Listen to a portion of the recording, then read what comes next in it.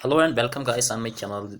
मैं आपका दोस्त शाउफ अहमद और आज हम पढ़ेंगे जो बेसिक अकाउंटिंग टर्म्स है वो हम आज पढ़ेंगे इस लेक्चर में। क्योंकि जब आप कोई नया सब्जेक्ट लेते हो उसमें सबसे इम्पॉर्टेंट ये चीज़ रहता है कि आप जो बेसिक टर्म्स है वो आप समझो, उसके बाद ही आप आगे बढ़ोगे। क्योंकि जब क्वेश्चंस आएंगे अकाउंटिंग में आपको ये terms tip of the tongue याद होनी चाहिए कि ये इस टर्म का मतलब क्या है, तभी आप उसको उस क्वेश्चन में आप लॉजिक लगा पाओगे और अच्छी तरीके से आप कर पाओगे एग्ज़ाम में।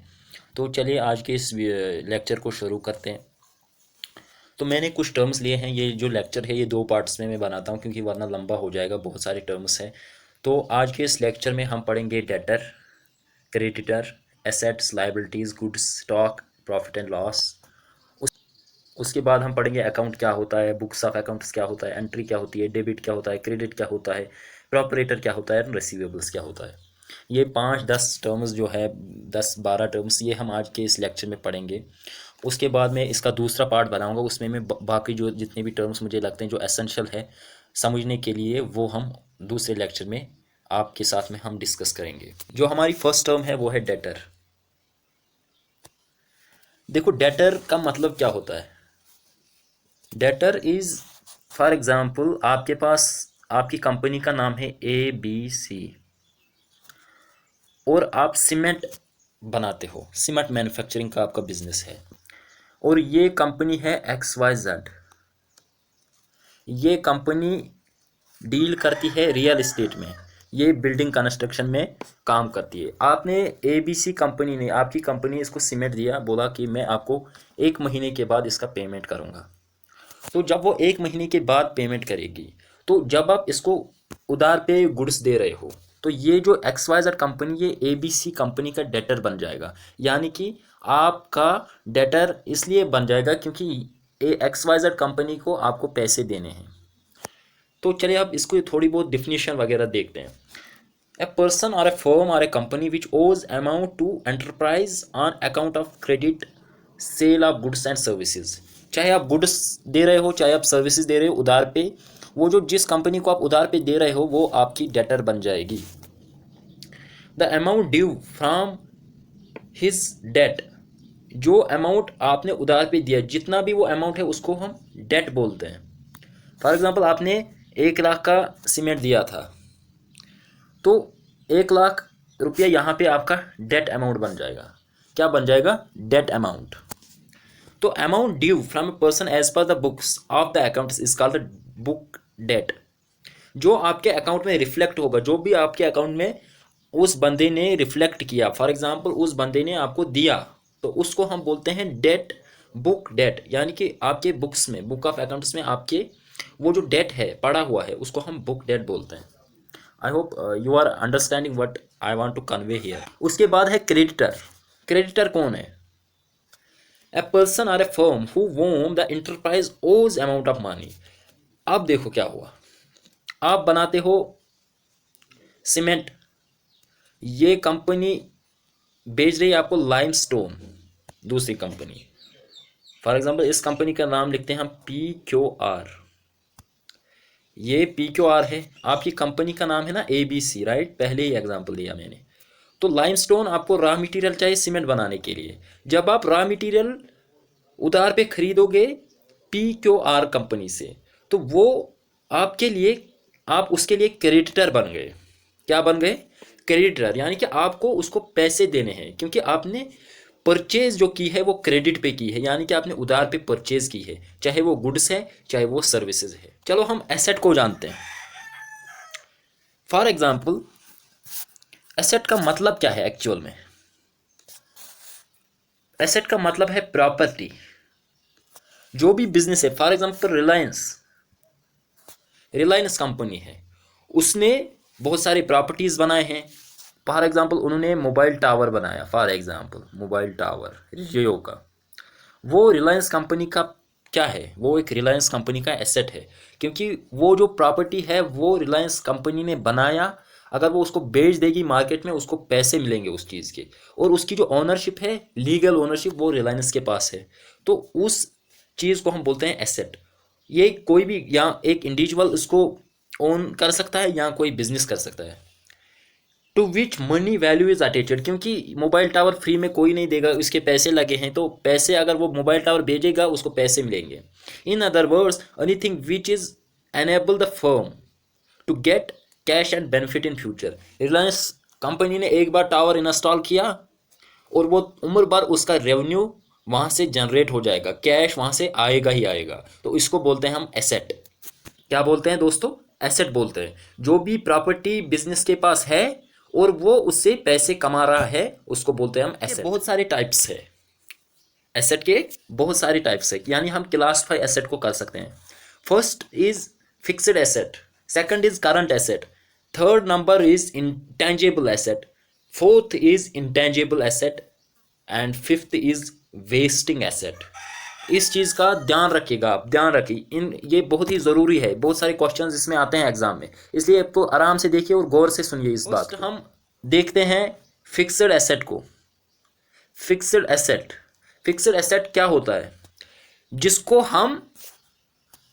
जिसको वो एसेट होता है जिसको हम एक साल में, 1 ईयर में, हम इसको कन्वर्ट नहीं कर सकते कैश में। ओके, अब बता रहे हो यार बिल्डिंग को हम बेच देंगे, ऐसा बिल्कुल नहीं होता है। देखो क्या होता है, fixed assets are those assets which are not liquid in nature. जो लिक्विडिटी होती है ना, लिक्विडिटी मतलब जिनको हम इजीली यानी कि आसानी से कैश में कन्वर्ट कर सकते हैं, जिनको हम इजीली कैश में कन्वर्ट कर सकते हैं उनको बोलते हैं fixed assets, sorry current assets. जिनको हम कैश में इजीली कन्वर्ट नहीं कर सकते उनको बोलते हैं फिक्स्ड एसेट। क्या बोलते हैं? Fixed asset. अब हम एग्जांपल देंगे आपको फिक्स्ड एसेट का, क्योंकि उससे आपको पूरी तरीके से समझ आ जाएगा। बिल्डिंग,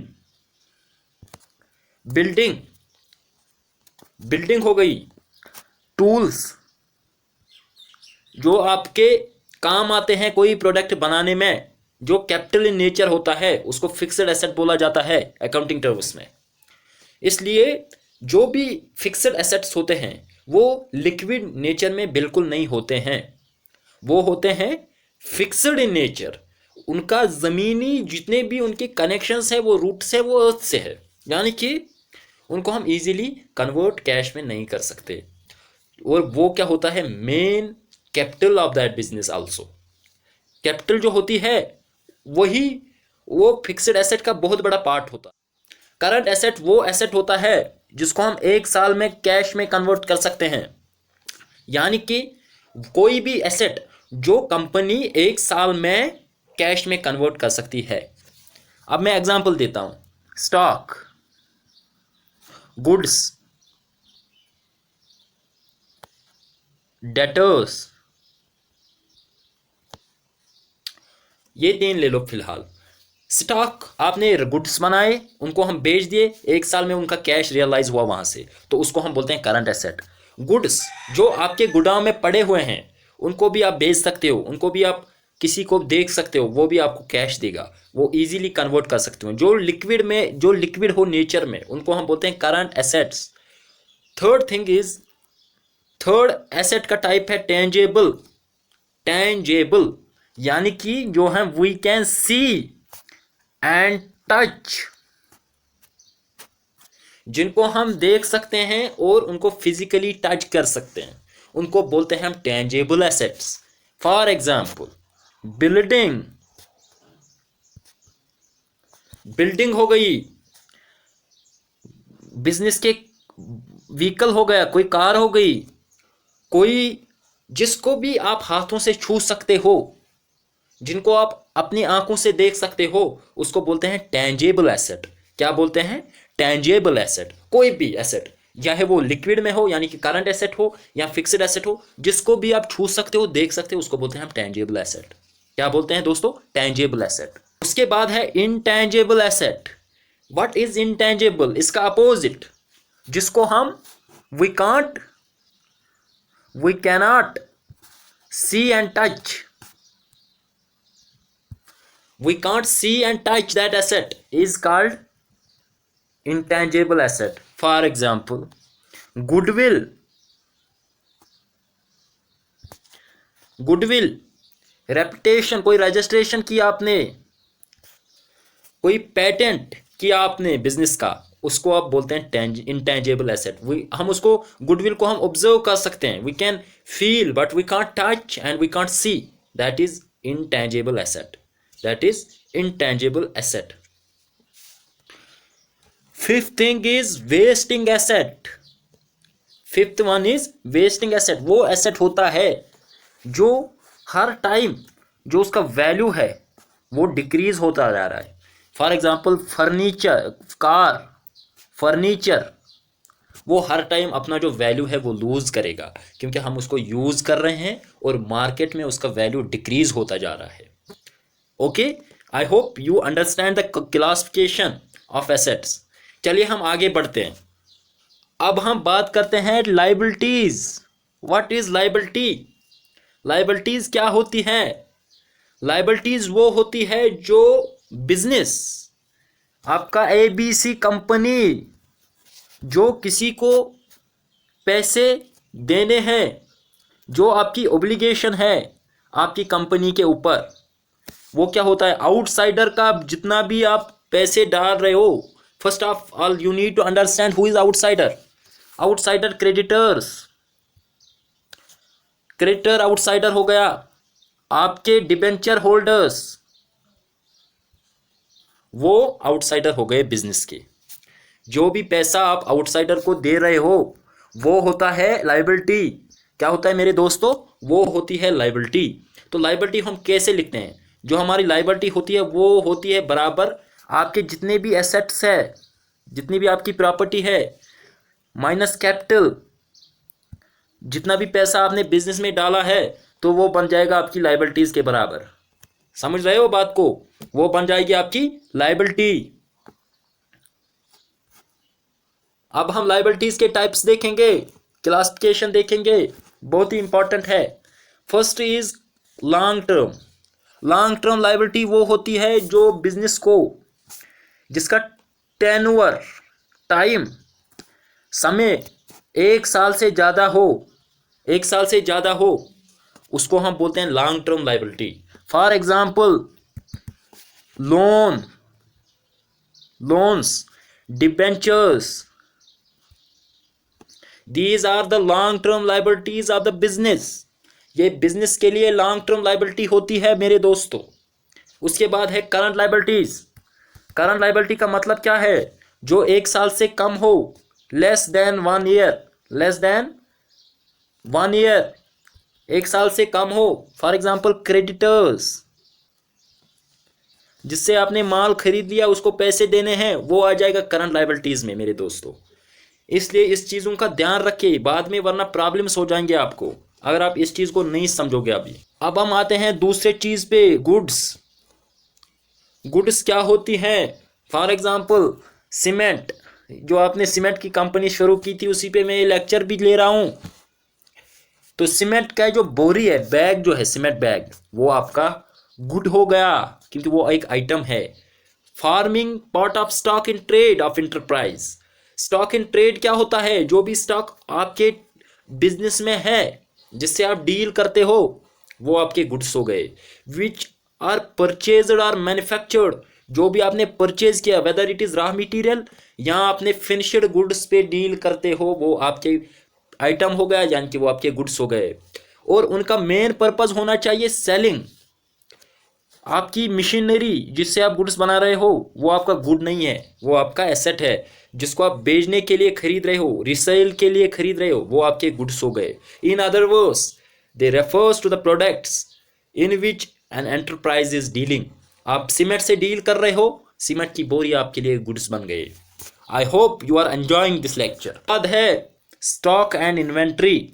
स्टॉक एक टेंजेबल प्रॉपर्टी होती है जो एंटरप्राइज हेल्ड करती है। इसका मेन पर्पस जो होता है वो होता है sales in ordinary course of business. जितना भी जो भी आपका टाइम है, बिजनेस जो टाइम स्पेंड कर रहा है, उस टाइम में जब कोई कंपनी जो स्टॉक बेच रही है उसको बोलते हैं हम स्टॉक। जो टेंजेबल गुड्स आपके गोदाम में है, आपके फैक्ट्री में चल रहा है प्रोडक्शन, वो गुड्स हो गए। For the purpose of using in the production of goods. इसमें रॉ मटेरियल भी आता है मेरे दोस्तों, raw material. Okay. Raw material भी आता है, meant for sale and service to be rendered. जो रॉ मटेरियल आप खरीद रहे हो ताकि आप अपना प्रोडक्ट बना रहे हो, ताकि आप अपना सीमेंट बना सकते हो, उसको बोलते हैं हम स्टॉक। स्टॉक में भी ओपनिंग एंड क्लोजिंग।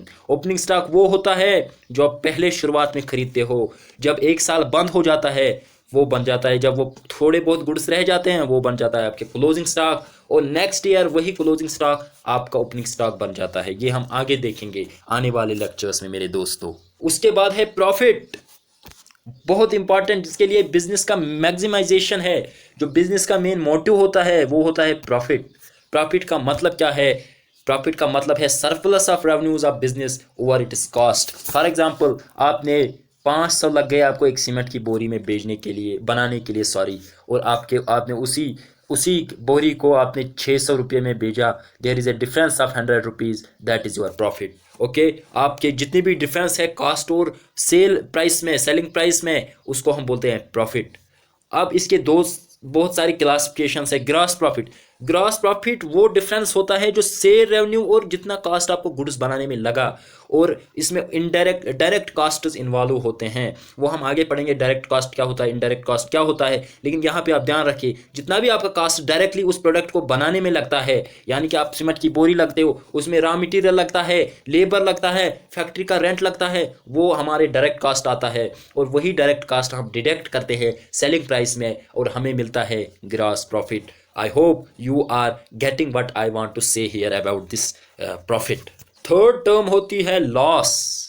अल्लाह ना करे, loss is the excess of expenses over its related revenues. यानी कि आपने 600 रुपये में बेची बोरी सीमेंट की, लेकिन आपका कॉस्ट आ गया उसमें 650, तो यहाँ पे 50 रुपीज़ का आपका लॉस हो गया। यानी कि आपका जो कॉस्ट लगा बनाने में वो ज़्यादा है, जिस प्राइस पे आपने भेजा वो कम है। There is a difference between selling price and the manufacturing cost, जिसमें मैन्युफैक्चरिंग कॉस्ट ज़्यादा हो और सेलिंग प्राइस कम हो, उसको बोलते हैं हम loss. It will decrease the ownership, owners equity, क्योंकि ओनर का घाटा हो जाएगा इससे, क्योंकि उसकी जो वैल्यू है वो कम हो जाएगी। It also refers to a money or a money of worth lost or a cost incurred against which enterprise receive on the benefit cash or goods lost by theft. यानी कि अगर कोई लॉस हो गया, आपके गुड्स चोरी हो गए, उससे क्या होगा, आपका नुकसान हो जाएगा, और नुकसान को हम क्या बोलते हैं अकाउंटिंग टर्म्स में, उसको बोलते हैं हम लॉस।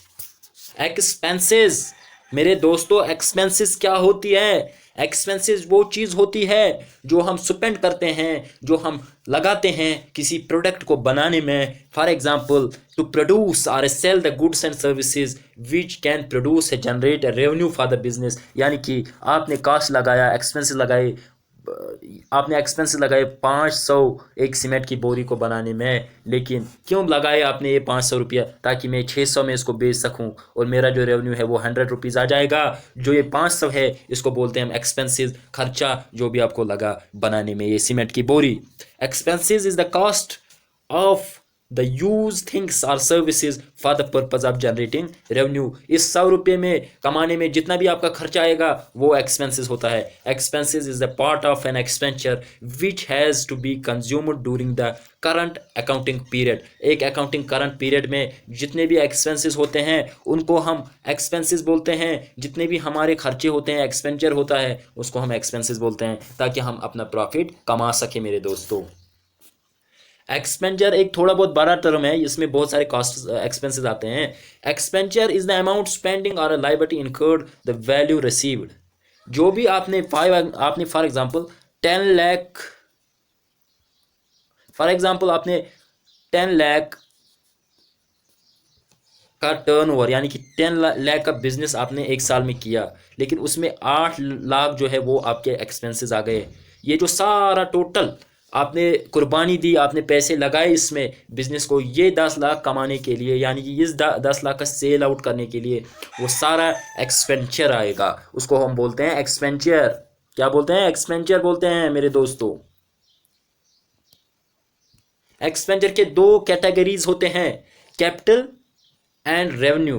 पहले हम कैपिटल को देखते हैं। कैपिटल क्या होता है? फॉर एग्जांपल, आपके पास एक छोटा बहुत बिजनेस है, उसका सेल आप कर रहे हो 5 लाख का, आप सोच रहे हो मैं 50 लाख तक कब जाऊं, उसके लिए पैसे चाहिए और आप लोगों से बोलते हो, आप बैंक के पास जाते हो, बोलते हो साहब मुझे पैसे दो, मैं अपना बिजनेस बड़ा बनाना चाहता हूँ, मैं अपनी बिजनेस में ग्रोथ करना चाहता हूँ, और वो लोग आपको लोन देंगे, लेकिन वो लोन फ्री में नहीं देंगे, वो आपका इंटरेस्ट चार्ज करेंगे 10% पे। और 50 लाख का 10% कितना होता है? वो होता है 5 लाख रुपीज़। तो वो 5 लाख आपका क्या बन जाएगा? वो बन जाएगा कैपिटल एक्सपेंचर। Capital expenditure. और दूसरा एग्जाम्पल मैं यहाँ पे देना चाहूँगा, वो होती है, दूसरे एग्जाम्पल अगर मैं यहाँ पे दूँ, वो है फॉर एग्जाम्पल आपने एक मशीनरी लाया, वो उसका कास्ट है 5 लाख। ये एक तरीके से कैपिटल एक्सपेंचर बन जाता है बिजनेस के लिए, क्योंकि अगर ये मशीनरी बिजनेस नहीं खरीदेगा वो सेल ही नहीं कर पाएगा, वो प्रोडक्ट्स बना ही नहीं पाएगा। तो इसलिए ये मशीनरी बहुत ज़रूरी है, और ज़रूरी होने के लिए उसके लिए खर्चा भी करना बहुत ज़्यादा ज़रूरी है। आप समझ रहे हो ये क्या बोल रहा हूँ मैं बोल रहा हूँ जो भी बिजनेस में पैसे लगाएगा बंदा मशीनरी खरीदने के लिए, वो कैपिटल एक्सपेंचर होता है भाइयों। दूसरा होता है रेवेन्यू। रेवेन्यू एक्सपेंचर, जो भी कास्ट आपको ये सेल बनाने में, मशीनरी तो आपने लाई, अब मशीनरी के लिए क्या क्या चाहिए? रॉ मटेरियल भी चाहिए ना मेरे दोस्तों, रॉ मटेरियल चाहिए, रॉ मटेरियल चाहिए, लेबर भी चाहिए, पैकिंग मटेरियल चाहिए, ट्रांसपोर्टेशन कास्ट चाहिए। जितना भी कास्ट होता है मशीनरी कैपिटल एक्सपेंचर करने के बाद एक सेल आउट, एक प्रोडक्ट बनाने के लिए, उसको हम बोलते हैं रेवेन्यू एक्सपेंचर। क्या बोलते हैं मेरे दोस्तों? Revenue expenditure. रेवेन्यू एक्सपेंचर और कैपिटल एक्सपेंचर वो होता है जो फिक्स्ड इन नेचर होता है, जो आपने एक बार लगाया और एक बार लगाने के बाद आप उसका जनरेट, उसका जो रेवेन्यू है खरीदते रहो और उसमें माल डालते रहे, वो आपके जो प्रोडक्ट से बनाता रहेगा, उसको बोलते हैं कैपिटल एक्सपेंचर। जो वो रॉ मटेरियल उसमें डालोगे, लेबर लगेगा, उसको बोलते हैं हम रेवेन्यू एक्सपेंचर। कैपिटल एक्सपेंचर इस, जैसे मैंने आपको बताया, purchasing of asset which will you benefit over A more than period of time, accounting period, it means acquiring an improvement. ये मैंने आपको पहले ही बताया कि क्या क्या होता है मेरे दोस्तों। रेवेन्यू एक्सपेंचर होता है गुड्स परचेज किए आपने। उसके बाद होता है रेवेन्यू। रेवेन्यू होता क्या है यार? प्रॉफिट और रेवेन्यू में फ़र्क क्या है अगर फ़र्क तो क्या है? देखो, पहले हम रेवेन्यू को देखेंगे, उसके बाद हम प्रॉफिट को देखेंगे। रेवेन्यू होता है कैश रिसीवेबल्स और अदर कंसिडरेशन। फॉर एग्जांपल, आपने होटल का बिजनेस भी शुरू किया, आप खाना दे रहे हो लोगों को या स्टे दे रहे हो, आप चार्ज कर रहे हो 1500 एक गेस्ट को, 15,000 आप एक गेस्ट को खाना पीना एक हफ्ते के लिए आप दे रहे हो। लेकिन वो बंदा बिजनेसमैन है जो आपके स्टे में रह रहा है, वो बोल रहा है मैं आपको रॉ मटेरियल दूंगा इन 15,000 के बदले। आपने बोला ओके, हमें कोई दिक्कत नहीं है, वो सेम रॉ मटेरियल भेज रहा है जो आप सीमेंट इंडस्ट्री में लगा रहे हो। आपने बोला ठीक है, ये बन जाएगा मेरे दोस्तों, ये बन जाएगा क्या? Consideration, other consideration. वो क्योंकि वो आपको कैश नहीं दे रहा है, कोई और चीज़ दे रहा है, उसको बोलते हैं other consideration. Arising in ordinary course of business activities, जो आपका ऑर्डिनरी बिजनेस है, मेन बिजनेस है, जो भी उसका प्रॉफिट होता है, जो भी उसकी इनकम आती है, उसको हम बोलते हैं रेवेन्यू। फ्रॉम कहाँ से आएगा ये रेवेन्यू? जब आप सेल करोगे गुड्स का या आप सर्विस दोगे। एंड क्या वो सर्विस कौन कौन यूज़ करेगा? कोई अदर इंडस्ट्री यूज़ करेगी, कोई दूसरा बंदा यूज़ करेगा। जितना भी आप वहाँ से पैसा कमाओगे उसको बोलते हैं रेवेन्यू। ओके, उसके बाद है रेवेन्यू के examples. Receipt from sale of goods, आपने रेंट लिया, फॉर एग्जांपल आपके रूम्स बहुत ज़्यादा हैं, आपने रेंट पे दे दिए, वहाँ से इनकम आएगा। कमीशन आपने किया, कोई कमीशन दे रहा है आपको, तो वहाँ से रेवेन्यू आएगा। Revenue is equal to revenue difference from income. इसका मतलब क्या है? इनकम होती है revenue minus expenses, revenue minus expenses. Sale of goods and services is revenue and cost of goods and services is expenses. जो cost आएगा वो expense है, जो रेवेन्यू आएगा, इनकम आएगी, वो है revenue. Revenue is an inflow of asset which is result and for example inflow of cash. Cash आ रहा है, cash is an asset, cash is an asset. अब हम बात करते हैं मेरे दोस्तों इनकम की। इनकम क्या होती है? इनकम एक तरीके से प्रॉफिट होता है जो एक साल में, एक अकाउंटिंग पीरियड में, अकाउंटिंग पीरियड कब स्टार्ट होता है? 1 अप्रैल to 31 मार्च, इस पीरियड के बिटवीन जितना भी आप रेवेन्यू कमाओगे, प्रॉफिट कमाओगे, वो बन जाता है आपकी इनकम। तो revenue and expenses is called income, इसको बोलते हैं हम इनकम। जो भी इनका डिफरेंस होता है किन चीज़ का, रेवेन्यू और एक्सपेंसेस का। Income is equal to revenue minus expenses, easy है ना। खर्चे, इनकम किसके बराबर होती है, रेवेन्यू जितना आपने कमाया, जितना आपने सेल किया, उसका एक्सपेंस कितना है, उसका खर्चा कितना है, तो ये आपका इनकम बन गया। अब बात करते हैं ट्रांजैक्शन की। अब बात हम करते हैं ट्रांजैक्शन की। ट्रांजैक्शन होती क्या है, ट्रांजैक्शन होती है financial happening entered into by two or more willing parties. Transaction का मतलब ये होता है कि मैं आपके बिजनेस से प्रोडक्ट्स खरीद रहा हूं, मुझे किसी का दबाव नहीं है, मैं अपनी मन से आपके बिजनेस, आपकी कंपनी से गुड्स खरीदना चाहता हूं। जब मैं अपने विलिंगली, अपने मर्जी से प्रोडक्ट्स खरीद रहा हूं, और उसको बोलते हैं फाइनेंशियल ट्रांजैक्शन। उससे क्या होता है, चेंज हो जाएगा एसेट्स का, क्योंकि आप मुझे एक गुड दे रहे हो, मैं आपको कैश दे रहा हूँ, गुड कन्वर्ट होता है कैश में, there is a change in the assets and liabilities or net worth of an account, क्योंकि इसका सबका चेंज हो जाएगा। एक ट्रांजैक्शन के पूरे बिजनेस को चेंज कर देता है, पूरे फाइनेंशियल स्टेटमेंट्स को चेंज कर देता है, इसलिए इसको बोलते हैं फाइनेंशियल ट्रांजैक्शंस। ये हम कहाँ रिकॉर्ड करते हैं, फर्स्ट ये हम जर्नल एंट्री में रिकॉर्ड करते हैं, उसके बाद हम इसको लेजर में पोस्ट करते हैं। चलो कुछ एग्जांपल्स देखते हैं इसके। अब हम इसके कैरेक्टरिस्टिक्स देखेंगे ट्रांजैक्शन की। It is concerned with money and money worth goods and services. ये कंसर्न होता है, यानी कि ये डिपेंडेंट होता है या पैसे से या पैसे के कंसिडरेशन के साथ।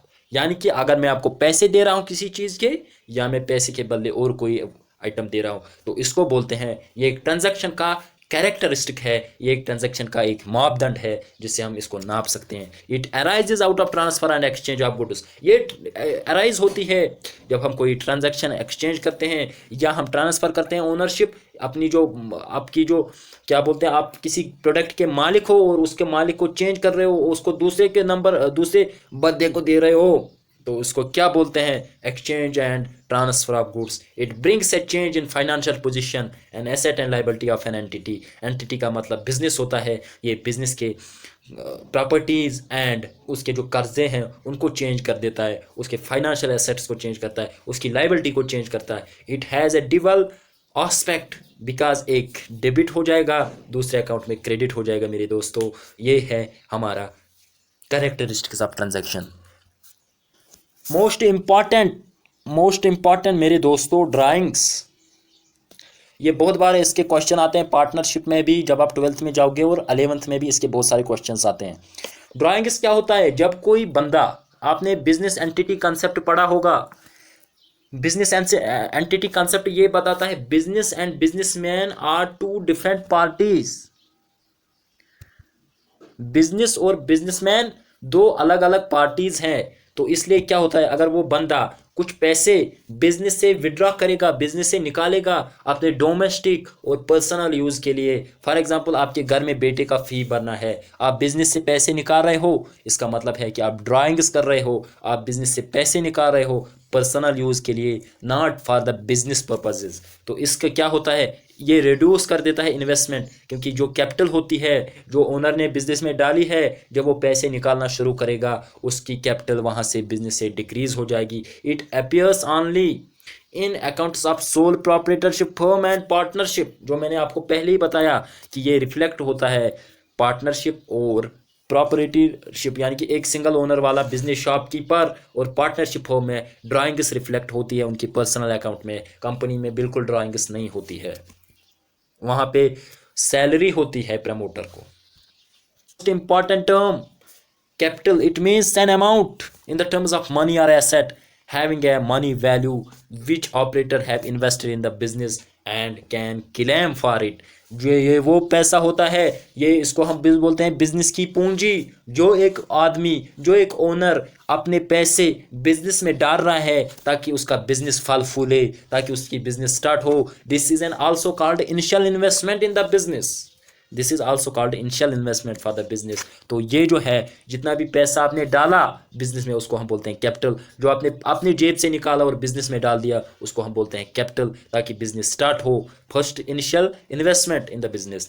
It is an liability of business towards the owner. ये एक लाइबिलिटी होती है बिजनेस के लिए उसके ओनर की तरफ से, क्योंकि ये जो कंसेप्ट है बिजनेस एंटिटी कंसेप्ट, उससे क्या होता है कि बिजनेस अलग चीज़ है, एक एंटिटी है और ओनर एक एंटिटी है। तो इसके वजह से ये बिजनेस के लिए कर्जा हो जाता है, ये बिजनेस के लिए अपने पैसे नहीं होते हैं। ओके, उसके बाद आता है कॉस्ट। कॉस्ट क्या होता है? It is an amount of expenditure, यानी कि खर्चा होता है। या हम इनकर्ड करते हैं या हम एट्रीब्यूट करते हैं ए स्पेसिफिक आर्टिकल और ए प्रोडक्ट और एक्टिविटी। जो भी एक्सपेंसेस होते हैं बिजनेस में, ताकि उसका जो बिजनेस है वो चलता बने, वो सब कुछ होता है कॉस्ट।